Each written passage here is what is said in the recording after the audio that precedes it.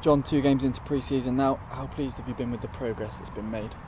Yeah, I think we're all really satisfied with where we're at the moment. I think the nature of pre-season is always a lot of learning, especially with Pat and the new coaches that have come in and brought in new philosophies. So I think the really pleasing thing so far is, yes, we've made mistakes, but what's really shining through is the strong sort of the systems that we're putting in place, and there's lots of positives from the first 2 games. And as defence coach, has the defensive philosophy changed under the new regime? Pat's come in with his own vision and philosophy. The really pleasing thing for me when I first sat down with Pat, when we discussed defence, was lots of my ideas were very, very similar to and aligned with Pat. So it's really, really pleasing for me that we share the same views, and it's been great for me personally to learn under Pat.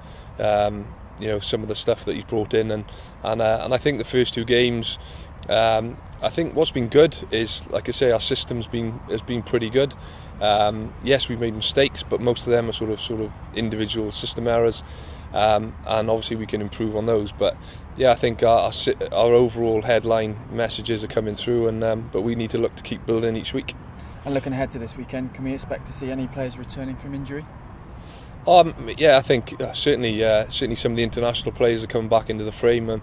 I think the first 2 weeks, what's been really good is and encouraging is some of the opportunities for the younger players, the academy players, and some 18, 19-year-olds in there, Matt Welsh, etc., have done really well.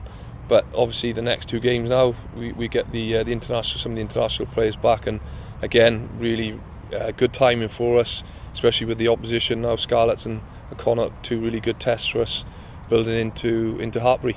And this week's opposition, Scarlets, are last season's Pro 12 champions, so a huge challenge.